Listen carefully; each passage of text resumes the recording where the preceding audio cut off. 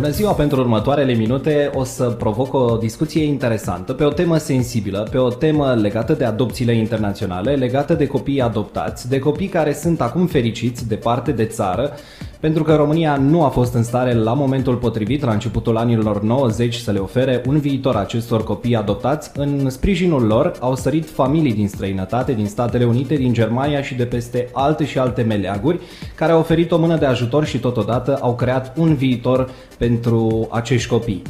3 dintre aceste exemple sunt astăzi alături de mine în studioul RadioTransilvania pentru a ne spune povestea lor și pentru a ne spune care e misiunea lor odată ce s-au întors în România, pe de o parte să-și întâlnească familiile naturale, iar pe de altă parte să transmită un mesaj clar atât guvernanților cât pe de altă parte și părinților, dar și celor care sunt cupluri și au șansa de a adopta un copil și de a oferi la rândul lor o șansă copiilor români care se află acum în orfelinate.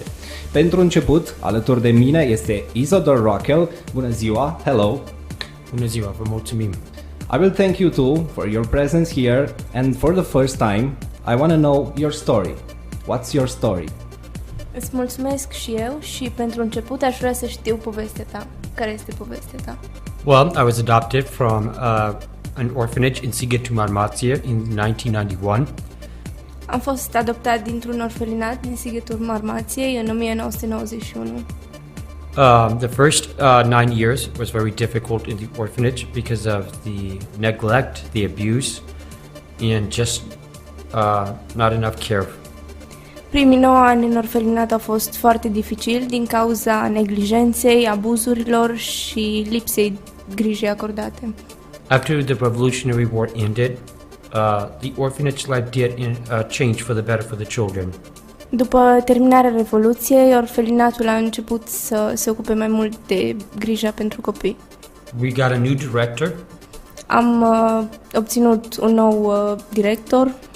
La noi infirmiere, educatoare, cine ne ajută mai foarte mult. La viața la noi a schimbat când am plăcut să plec din centru, la în excursie, să vedem pe magazin, pe tren, ceva de noi n-am putut să facem de înainte. Am vrut să explic că nu tot orfanelizat e rău în România. A fost o viață, foarte greu viață și trebuie să înțelegem că așa a fost. Acum noi lucrăm să schimbăm cum oamenii gândească și să-i spunem la copii, la orfanelizat, la stradă, disabilitate, are nevoie de viață și are nevoie la șansă. Thank you for your answer, and now I'd like to know what's your goal with your mission here in Romania, and what are your expectations for more years since now in Romania about adoption.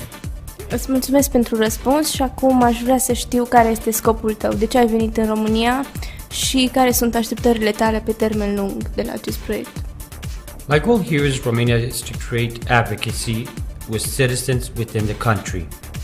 Scopul nostru este să îmbunătățim adopțiile în România.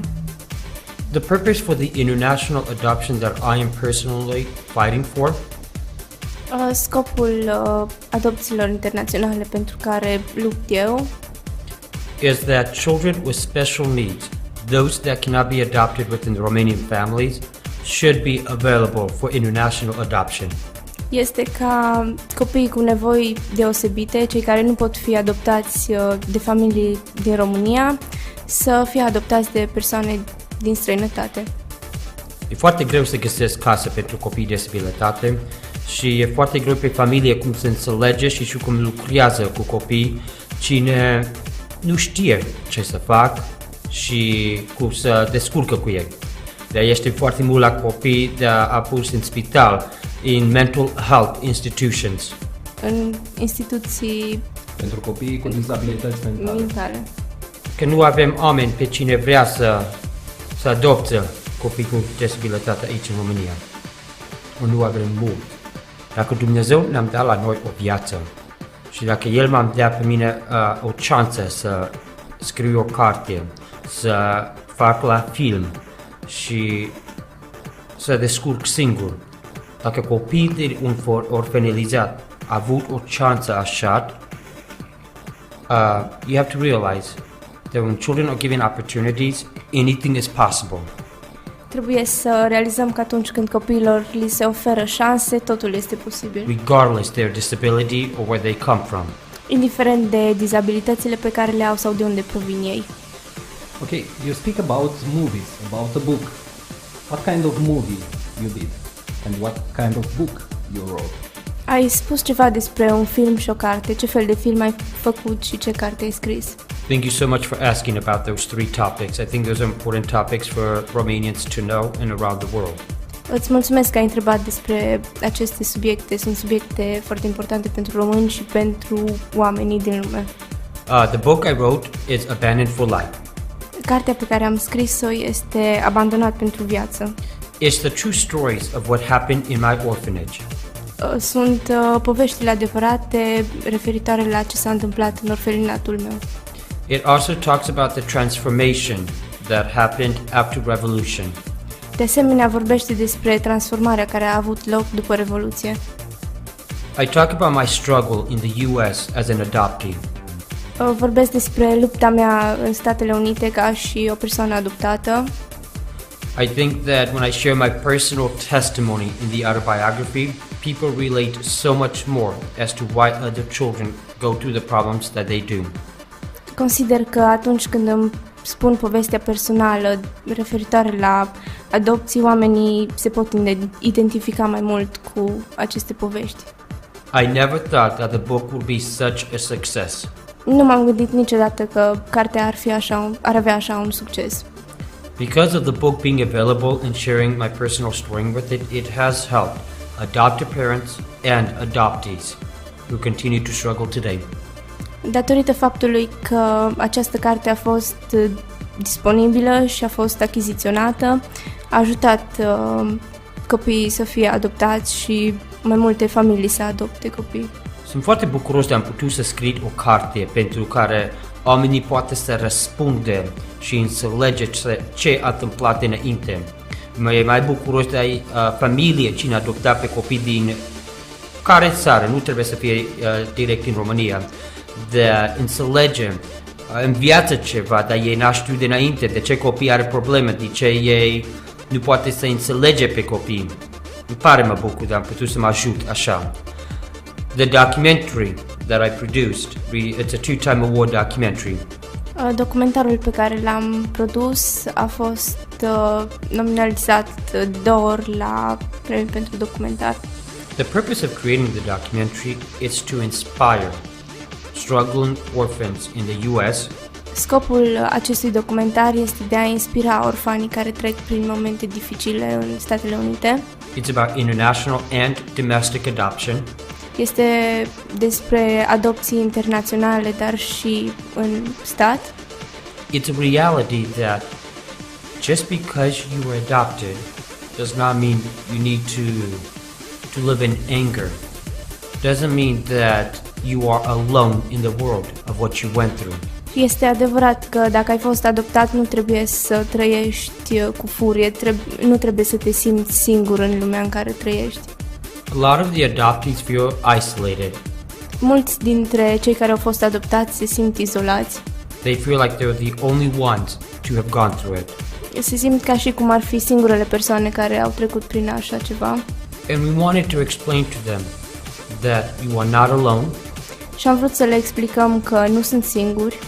And not to be so negative about what they went through. Și să nu fie atât de negativiști referitor la lucrurile prin care au trecut. Instead, find healing and hope. În schimb, să găsească speranță și vindecare. And to help others who continue to struggle like they once did since they were given an opportunity in life. Și să ajutăm pe alții care continuă să se lupte cu poveștile prin care au trecut, să găsească sprijin în viață. At the moment, we're working on another project called Izidor, the movie. În momentul de față lucrăm la un alt proiect numit Izidor, filmul. Ideally, that would be a motion picture film, not a documentary. Ideal ar fi un film, nu un documentar. And we believe that if we create this film, it will help orphans all over the world. Și credem că dacă vom realiza acest film, va ajuta orfanii de peste tot din lume. We hope that the child welfare system in countries will change, will improve, and will be inspired. Sperăm ca protecția copilului din diferite țări să fie inspirată și dezvoltată. It is important to remember what we went through because we can never forget it. Este important să ne amintim prin ce am trecut, pentru că nu putem uita asta niciodată.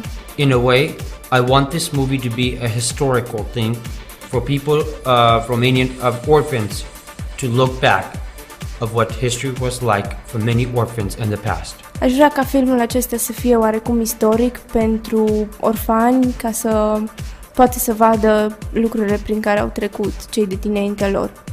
For further information, if you want to learn about it, you can go to my personal website, IzidorRuckel.com. Pentru mai multe informații, puteți vizita website-ul meu, IzidorRuckel.com.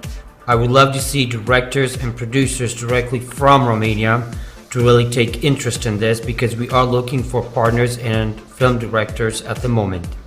Mi-ar plăcea să văd regizori și producători din România interesați în acest proiect, deoarece căutăm și persoane din România și regizori pentru acest proiect. What's your impression about Romania now after this current journey? Care este impresia ta referitoare la România după această călătorie? I'm very shocked. I'm very surprised. Sunt foarte șocat și surprins. Please don't think that as a bad thing. Nu vă gândiți la aceasta ca la un lucru rău. Romania has come a very long way. România a evoluat foarte mult. What a beautiful heart the people have here in Romania. Oamenii de aici din România au o inimă foarte frumoasă.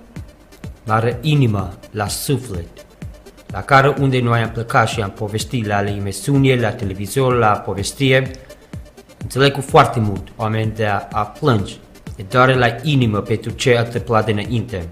Eu cred, dacă mai avem oameni cum eu sunt, să vorbesc, să schimbăm, România o să schimbă. I believe that we are in a... You are the generation today.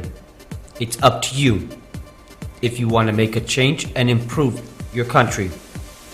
Consider că depinde de această generație să schimbe și să ajute țara să evolueze. The one thing I do recommend for the people is that all the people that abandoned their children in the past, toți oamenii care și-au abandonat copiii în trecut, please do not look at them as strange. Să nu fie priviți ca ciudați. And please do not judge them. Și vă rog să nu-i judecați. There are some things we will never understand in life. Sunt anumite lucruri pe care nu le vom înțelege niciodată în viață. If we continue to condemn them and judge them, we are not solving the problem. Dacă vom continua să-i condamnăm și să-i judecăm, nu rezolvăm nimic. We are here to work as a team. Suntem aici să lucrăm într-o echipă. You are the future. Sunteți viitorul. And it is important that we get the Romanian communities involved to help to eradicate institutions. We want a Romania without orphans. E important să îi aducem pe români să colaboreze, pentru că vrem o Românie fără orfani. I'm not here just to lecture and to give announcement. I'm here to learn from the people as well. And I've learned a lot more than I even imagined. Nu sunt aici ca să țin predici, sunt aici ca să și învăț de la oameni și am învățat mult mai multe decât v-ați putea imagina. I'm able to continue the work for the Romanian orphans and disability because of you. Pot continua această luptă pentru orfani și pentru copii cu dizabilități datorită vouă. I have a great support system in America on this. And if I can work with the people of Romania on it, I know this will be a system that can very well work. În America am susținere și dacă și în România se poate acest lucru, știu că voi putea continua lucrul. Now, at the end, I want you to imagine you have in front two people, a couple, who cannot have kids. Tell them from your heart a message to adopt a child. Why they must adopt a child? To take care of their family, to make a strong family. În final, aș vrea să faci un exercițiu de imaginație, să-ți imaginezi că ai în fața ta un cuplu care nu pot avea copii și să le spui de ce este bine să adopte. Whether you have children or you don't have children is how I would like to phrase this better. Dacă ai copii sau dacă nu ai copii, ar fi mai bine să formulezi în acest fel. Anyway. Okay, thank you. Ideally, if you're interested in adopting, Ideal, dacă ești interesat să adopți, you have to do it because you want to. trebuie să o faci pentru că vrei. Because you want to have children, not because you're doing it for the system. Pentru că vrei să ai copii, nu pentru că o faci pentru sistem. Ideally, if I was going to adopt, knowing the information that I do know about children who have more opportunity into adoption and those that would not, I would try to adopt more of a disabled children as more less fortunate to be adopted into a family. Dacă aș avea de ales între a adopta un copil cu dizabilități și un copil, să zicem, mai fericit, l-aș adopta pe cel cu dizabilități pentru că are mai puține șanse. I will tell you this one advice that's happened in a lot of cases. Vă voi da acest sfat care s-a întâmplat în mai multe situații. You think when you adopt a child, you do everything under your power to love them, to nurture them and to protect them. Te gândești că atunci când adopți un copil, faci tot ce stă în putință să îl protejezi, să ai grijă de el, să îl educi, să-l iubești. Ideally, those children are going to change you. They're not the ones to change you. You're not the ones to change them. The children are going to change you. Copiii sunt cei care vă vor schimba, nu voi veți schimba pe copii. Ideally, when we do parenting, whether it's through adoption or foster care, we think that we're doing it because it's the right thing to do as a human thing. But when you build a relationship between you and the child, it's as if it is your own child. It's how your heart becomes. Când adoptăm copii, ideal, nu ne gândim că o facem pentru că e necesar, pentru că acei copii au nevoie, ci pentru că vrem, pentru că ținem la ei. One of the things that you do is you build an attachment. Ne atașăm de acei copii. I know people here in Romania who have adopted a disabled orphan. Știu persoane aici în România care au adoptat un orfan cu dizabilități. And she is in Sighetul Marmației. Și ea este în Sighetul Marmației. This girl transformed her whole entire life. Această fată și-a schimbat întreaga viață. She never saw that coming. N-a văzut asta, nu s-a așteptat la acest lucru. Ideally, what I'm trying to say is, if you open your heart and your home to disabled children or non-disabled, makes no difference which child you take in, but ideally, you learn how to become a parent as you go through. Ceea ce vreau să spun este că dacă îți deschizi sufletul și casa unui copil, they will change you. Ei te vor schimba pe tine. And ideally, you don't look at them as adoptees anymore. You look at them as they are your natural children now. Și nu îi vei mai vedea ca persoane adoptate, îi vei vedea ca și proprii tăi copii. What you have to realize as a parent, if you protect your children and guide them as they are developing in life, Și ca părinte trebuie să realizezi că dacă îți protejezi copiii și îi ghidezi în viață, you will have a beautiful generation. Vei avea o generație frumoasă.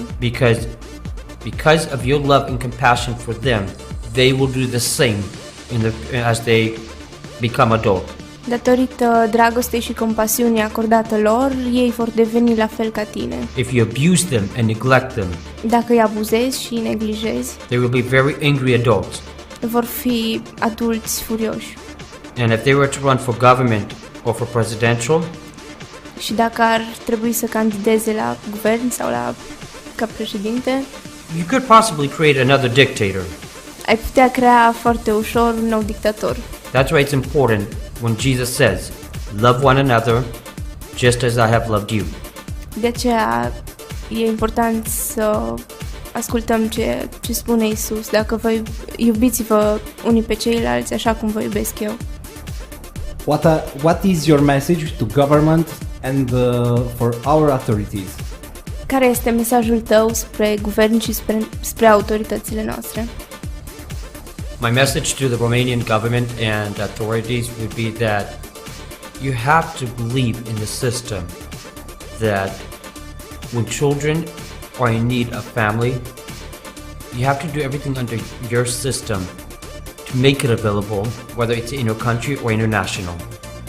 Mesajul meu ar fi să credeți în sistem și să faceți tot ce este posibil pentru ca acești copii să fie adoptați, fie că este în țară sau internațional.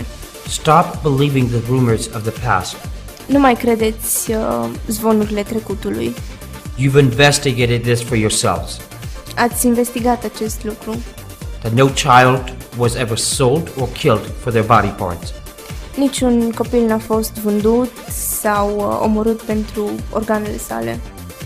If you're going to try and help children in Romania, you need to improve your inter-country adoption system. Dacă vreți să-i ajutați pe copiii din România, trebuie să îmbunătățiți sistemul adopțiilor în România. I would love to talk to some of you. Mi-ar plăcea să vorbesc cu unii dintre voi. But I know that's not possible because some of you believe that I'm here to create a scandal. Dar știu că nu este posibil, deoarece unii dintre voi considerați că eu sunt aici ca să creez scandaluri. There is no reason why inter-country adoption, especially inter-country adoption, should take anywhere from 5 to 10 years. I mean, from 1 to 10 years. Nu este niciun motiv pentru care adopțiile în stat ar trebui să fie pedepsite de la 1 an la 10 ani. I know there are good people out there that are in the government office. Știu că sunt persoane bune acolo la guvern. But they're limited as well because there are higher people who do not believe in inter-country adoption or international adoption. But if you're going to help your own people, first thing you should do is reduce the wait time for inter-country adoption, is my advice to all. Dar sunt limitați și ceea ce ar trebui să faceți ar trebui să reduceți timpul așteptării pentru adopții. I believe that the President, Your Highness, he's going to be our best success. I think he's a great speaker. I've heard him speak publicly 2 weeks ago in Bucharest. And I think that with his presidential campaign that he has going now, a lot more opportunity for children is available here in Romania. Consider că președintele Iohannis va avea succes și că cu ajutorul său se va îmbunătăți sistemul adopțiilor aici în România. I saw him in person. I'm sorry that I never got to talk to him since we left a little bit early. L-am văzut în persoană și regret că n-am apucat să vorbesc cu el, deoarece am plecat mai repede. But God knows what would happen if Mr. President is hearing my message today. Dar cine știe ce se va întâmpla dacă domnul președinte mi-aude mesajul. But if you are hearing this, I hope that you give me maybe 10 minutes of your time to meet with you in person. Dar dacă auziți asta, sper totuși că îmi puteți acorda 10 minute din timpul dumneavoastră să... I'm on your side and I support you. Sunt de partea dumneavoastră și vă susțin.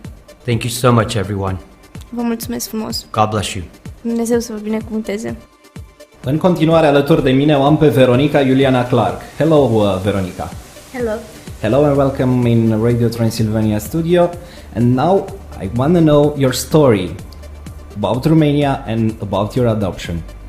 Bună și bine ai venit în studioul nostru. Aș vrea să încep prin a te întreba care este povestea ta. Hello, my name is Veronica Clark and I was adopted 16 years ago from Cezara, Romania. Bună, numele meu este Veronica Clark și am fost adoptată acum 16 ani din Râmnicu Sărat. I was adopted by a Kansas couple, and there I got to have 5 other siblings and 2 other international adoptees with them. One is from India and one is from China, and the other 2 were born from my parents. Am fost adoptată de un cuplu din Kansas și suntem în total 5 copii. Mai sunt încă 2 adoptați, unul din China și unul din India, iar ceilalți 2 sunt copiii lor naturali. And basically, ever since Romania, I've had a loving and caring family. And although I had a bad past, I came out good with a good ending. De când am plecat din România am avut o familie iubitoare și, deși am avut un trecut mai sombru, acum povestea a avut un final fericit. Now I like to hear about your mission in Romania. What are your goals here and what are your expectations about your mission in Romania? Acum aș vrea să știu mai multe despre misiunea ta în România, care sunt scopurile tale și așteptările tale de la acest proiect. My mission in Romania is just to improve the reopened adoptions. Misiunea mea în România este să îmbunătățesc adopțiile and to help educate more the Romanian people how to use better resources to take care of their children here. Și să educăm mai mult persoanele din România referitor la folosirea resurselor de care dispun în aceste situații. And also to improve on how to provide more resources for learning and disabled children as well. Și de asemenea să oferim mai multe resurse în educarea referitor la copiii cu dizabilități. Okay, now your impression about Romania. How is that country now for you? Is your first journey here? Acum, care este impresia ta referitoare la România? Este prima ta vizită aici? No, it's actually my second or third journey here. Nu, de fapt este a doua sau a treia vizită aici. And every time I come back, I love it even more. Și de fiecare dată când revin, mă îndrăgostesc de această țară tot mai mult. I will thank you, and in the final part of the interview, I please you to have in front of you a couple and told them your message about adoption. Why they must adopt a child. Îți mulțumesc, chiar acum în ultima parte a interviului vreau să-ți imaginezi că ai în fața ta un cuplu care vor să adopte și să le transmiți mesajul tău. It gives a child an opportunity for a better life and to get the affection that any child would imagine. Îi oferiți unui copil șansa la o viață mai bună și la iubirea de care are nevoie orice copil. And just think about it in the orphans, in their shoes, that you don't get that hug or that kiss from your mother if you fall down, or just the hug when you feel depressed. So when you adopt a child, you're giving them everything that they could ever imagine for. Puneți-vă în locul unui orfan care nu primește acel sărut de la părinți când cade sau când e supărat și gândiți-vă că le oferiți foarte mult, le oferiți tot ce au ei nevoie. And I guess the last thing I want to say is that I have to say over the years the government has been much better in Romania, and the last thing we have to do is just enhance it more, just by having more people advocate for them, and to not just advocate, but what can they do to improve volunteering or spreading the word out. Și în final aș vrea să spun că în ultimii ani guvernul a îmbunătățit această situație și acum trebuie să ne luptăm pentru asta, să susținem această cauză și să ne gândim dacă am putea face anumite acțiuni de voluntariat care să ajute. Thank you. You're welcome. În final alături de mine este Alexander Kush. Welcome, Alexander. Bine ai venit, Alexander. Hello, I'm Alexander Kush. Hello. And for beginning, I want to know what's your story. Pentru început aș vrea să știu care este povestea ta. My name is Alexander Kush. I'm adopted from Romania. I was adopted from Cluj-Napoca. Numele meu este Alexander Kush, am fost adoptat din Cluj-Napoca. I spent 2 years of my life in an orphanage and I was adopted in 1997 by German parents. Am petrecut 2 ani din viață într-un orfelinat și am fost adoptat în 1997 de către părinți germani. As a result of being in the orphanage, I developed a condition called hospitalism, where I used to rock backwards and forwards. Din cauza faptului că am trăit în orfelinat, am contactat o boală numită hospitalism, din cauza căreia obișnuiam să mă mișc în spate și în față. I didn't feel anything when people touched or stroked my skin, or it took a lot of time and effort for me to be able to have affection from people. Nu puteam simți nimic atunci când oamenii mi atingeau pielea și a fost nevoie de foarte mult timp ca să simt atingerile și afecțiunea. I had therapy for that, such as horseback riding and fine motor therapy to overcome those challenges. Am avut sesiuni de terapie care implicau și călăria pentru a trece peste aceste condiții.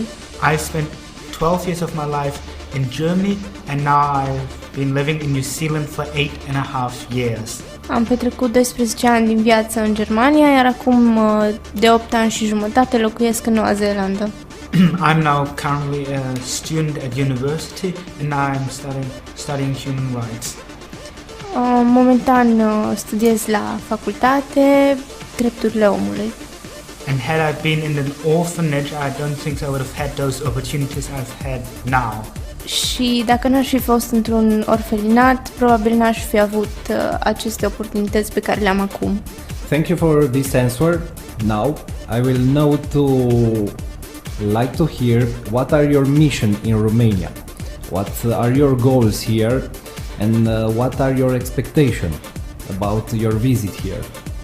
Îți mulțumesc pentru răspuns, iar acum aș vrea să știu care este scopul tău în România și ce așteptări ai de la vizita aceasta. My goals and my missions and my expectation for being on my trip in Romania are so the main purpose was to advocate for the reopening of international adoptions.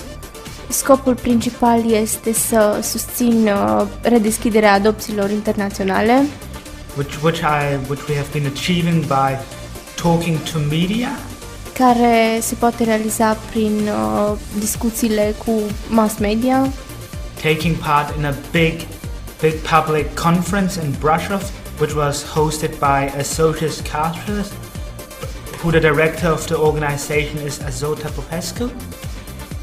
Am luat parte la o conferință foarte mare în Brașov. Also, we've also had the opportunities to visit 2 orphanages and see the conditions there. De asemenea, am avut ocazia să vizităm 2 orfelinate și să vedem condițiile de acolo. And when we had the chance to talk to the public about international adoptions and to get their responses on it. Și am avut ocazia să vorbim cu publicul despre adopțiile internaționale și să primim răspunsul lor. And what we expect or the goals are to raise more public awareness why international adoption should be reopened, which I think is because every child deserves the chance to have a family.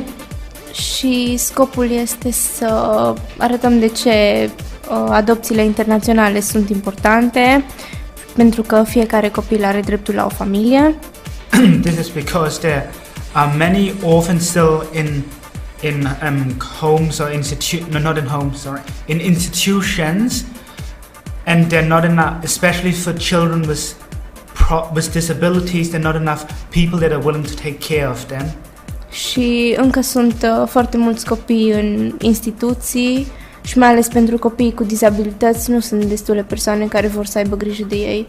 But also what I like to clarify, we're not here to judge, we're not here to condemn the past or the people of Romania, what has happened, but we're here to work together to form a partnership to actually get the Romanian public involved and to raise awareness.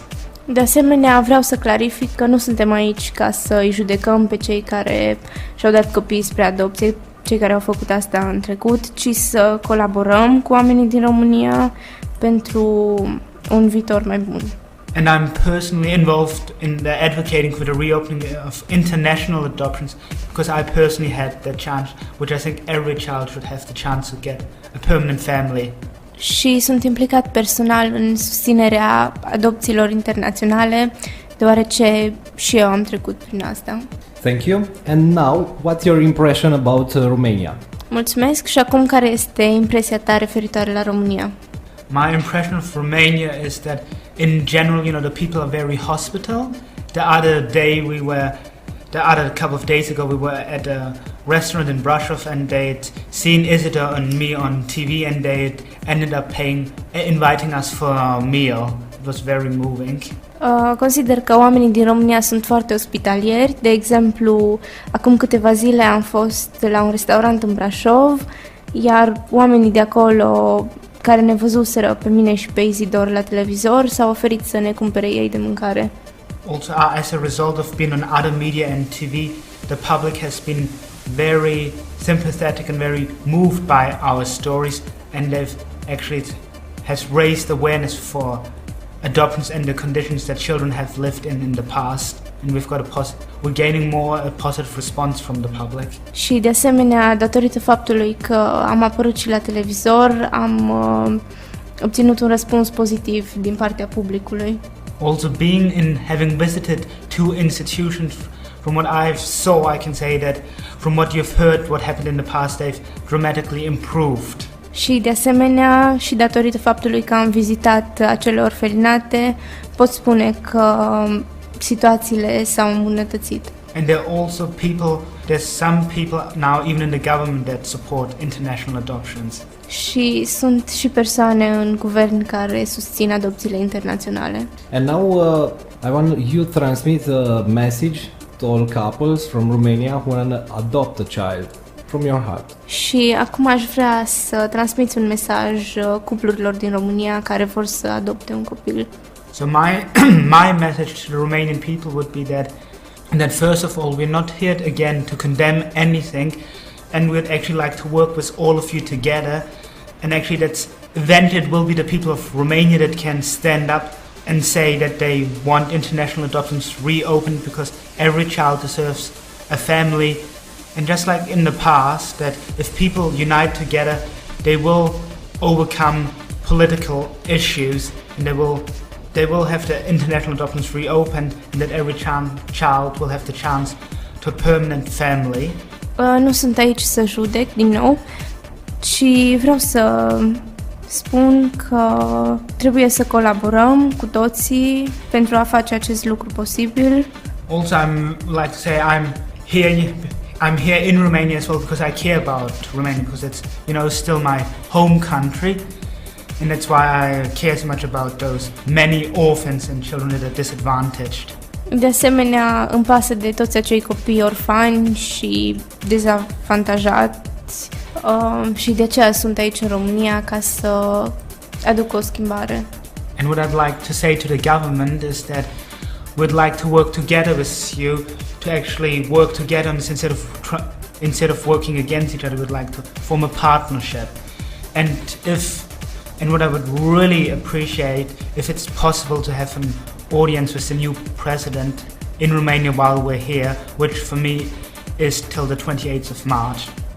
Și de asemenea aș vrea să transmit guvernului că trebuie să lucrăm împreună pentru acest lucru și aș fi vrut să am ocazia să discut cu președintele până la plecarea mea din 28 martie.